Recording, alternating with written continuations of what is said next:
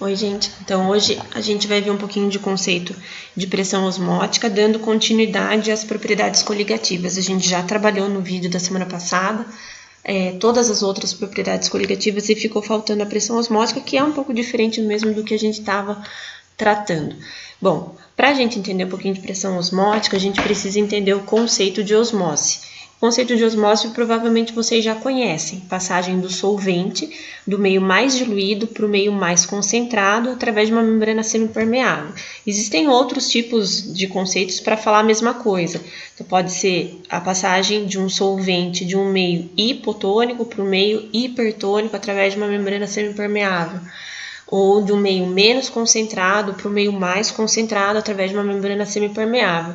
E em todos os conceitos, a gente está querendo dizer que existe uma passagem somente do solvente através de uma membrana que permite a passagem somente do solvente, porque o seu poro é bem pequenininho, e sempre ela vai ir do meio que está menos concentrado, que a gente chama de hipotônico, para o meio mais concentrado, que a gente chama de hipertônico.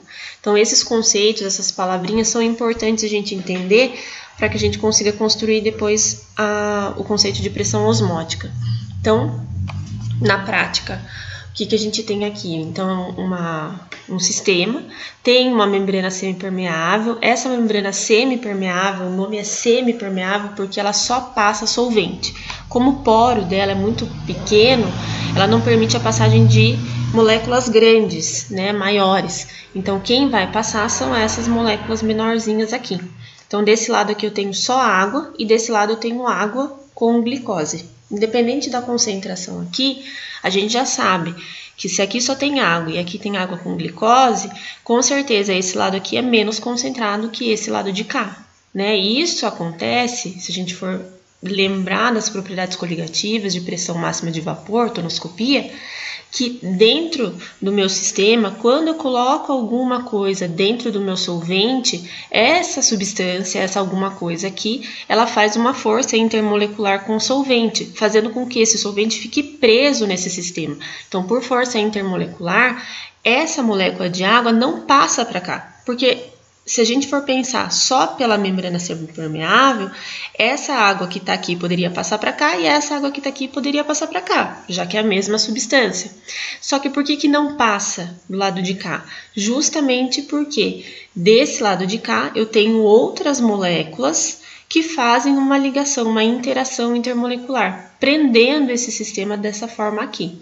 Então, a gente tem desse lado, por estar menos concentrado, por ter menos força, eu passo todo o meu solvente para o lado de cá.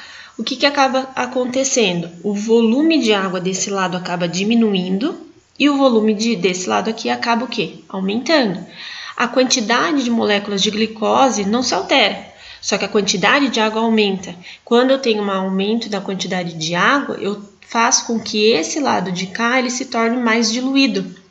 Então, eu tenho uma mudança na concentração de ambas as partes dentro da osmose.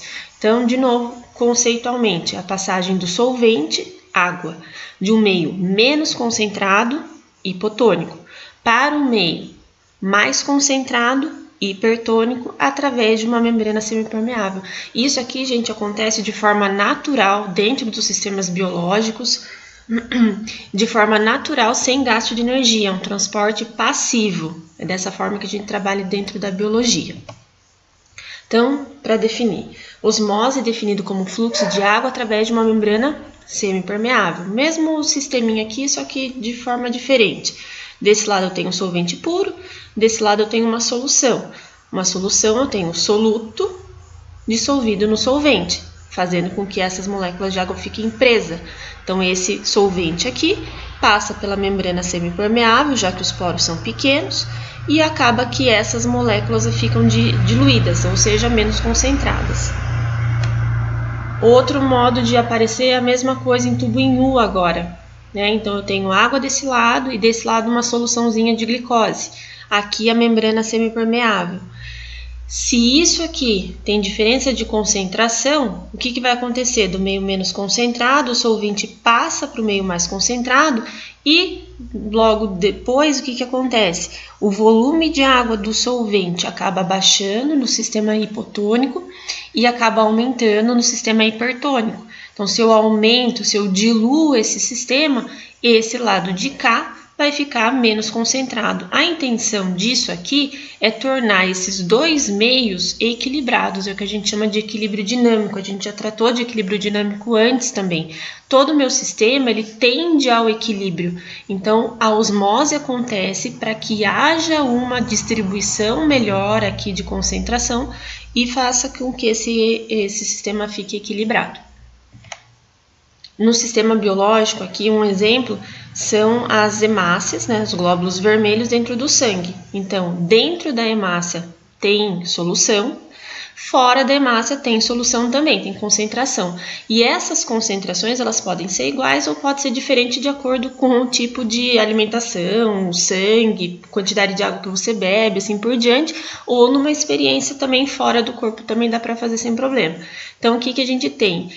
O que seria o normal? A gente ficar no meio isotônico. O meio isotônico significa que a concentração dentro da célula e a concentração fora da célula estão iguais. Se elas estiverem iguais, já está no equilíbrio. Então, lógico, tem uma membrana, a membrana da célula é a membrana semipermeável. Existe uma troca? Existe, tanto de dentro para fora quanto de fora para dentro. Só que como ela já está equilibrado, esse equilíbrio se mantém. Então, a gente chama isso aqui de uma troca isotônica, diferente da hipotônica. Então, quando eu pego uma hemácia e coloco no meio menos concentrado, então aqui está sem nada.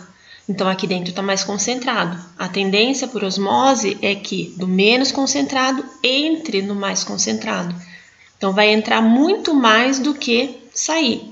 Então, o que acontece com essa hemácia? Ela incha. A gente chama esse processo de turbidez.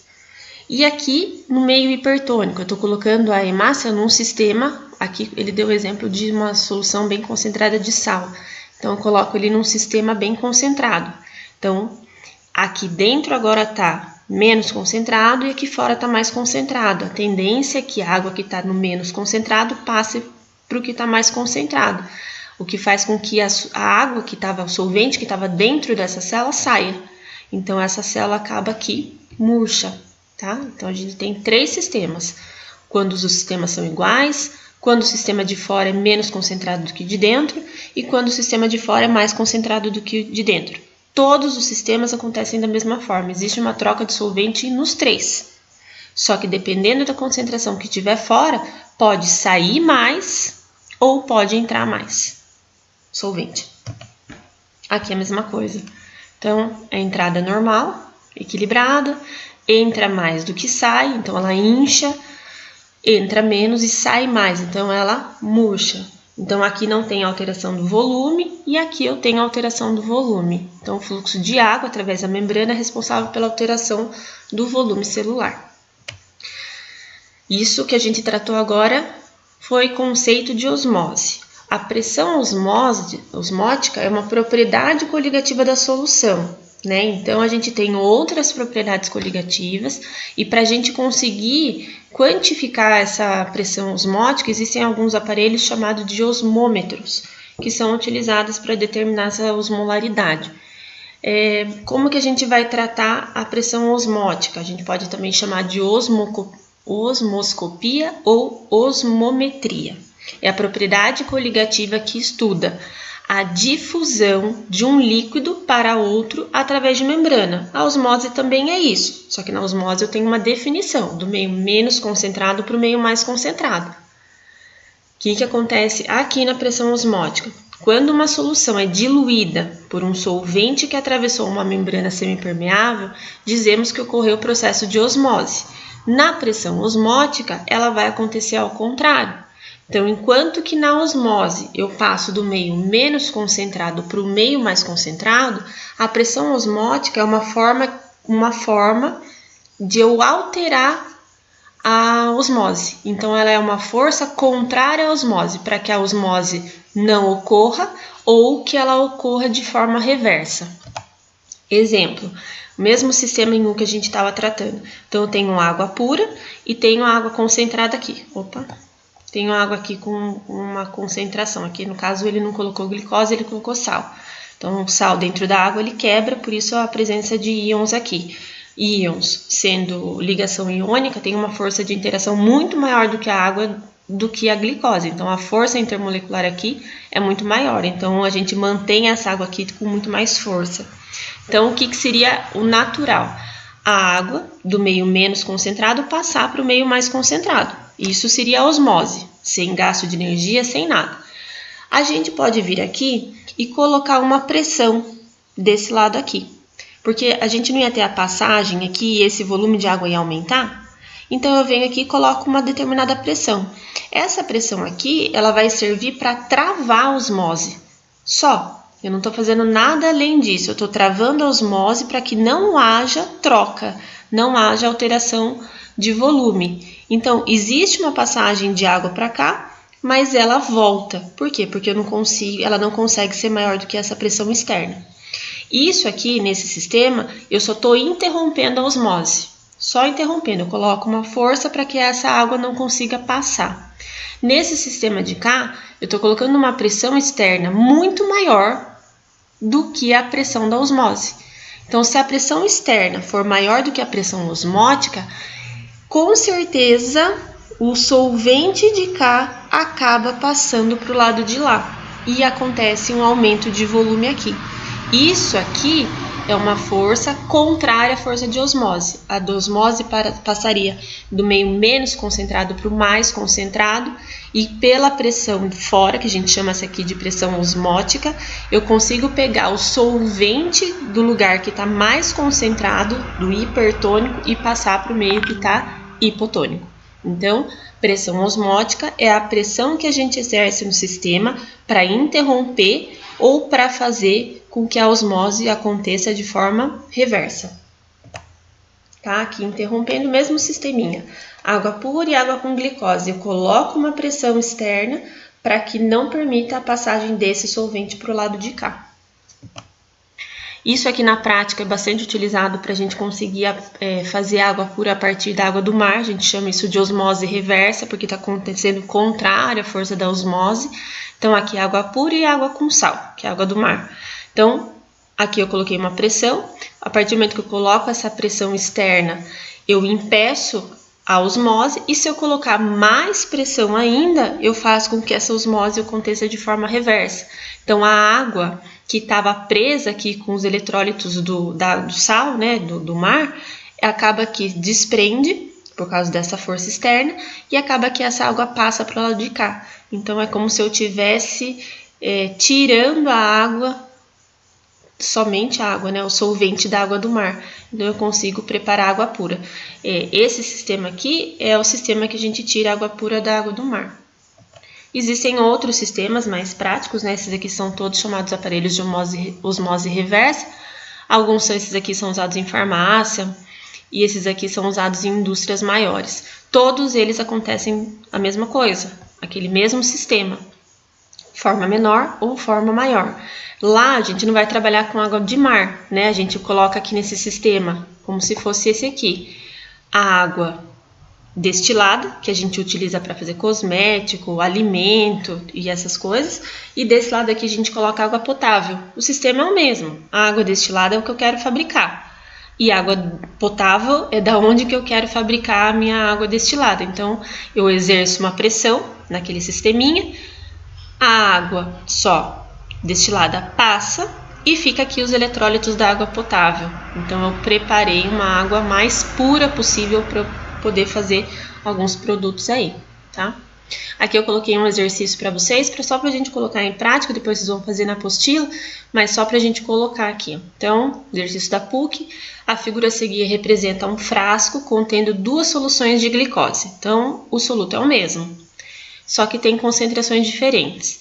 Aqui 0,2 molar e aqui 0,5 molar. Pelo número aqui, a gente já sabe que esse meio ele está menos concentrado que esse meio aqui. Então, aqui tem água e glicose mais concentrada. A membrana é semipermeável, então a gente sabe que só vai permitir a passagem do solvente. Sem pensar nas respostas, que está no próximo slide, pensem aqui, o que é natural acontecer por osmose, que é essa pergunta do exercício. Aqui está menos concentrado, aqui está mais concentrado. A osmose não é a passagem do solvente do meio menos concentrado para o mais concentrado? Então, a água vai sair de A e vai entrar em B.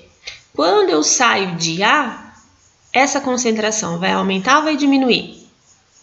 Estou tirando a água e mantendo a glicose. Então, ela vai ficar mais concentrada. E aqui, a água não vai sair daqui e vir para cá, então o volume vai aumentar. Então, aonde estava mais concentrado vai acabar ficando menos concentrado. Então, dentro da resposta. Pela análise da figura, pode-se afirmar que, após algum tempo, ocorre. Então, lembrando aqui, em A, eu tenho um aumento da concentração e em B, eu tenho uma diminuição da concentração. Então, aumento da concentração de B não, aumento da concentração de A. Então, a resposta é a letra C, certo? Então, era isso, gente. É bem facinho, né? Bem tranquilo, a pressão osmótica. E daí a gente vai depois fazer alguns exercícios.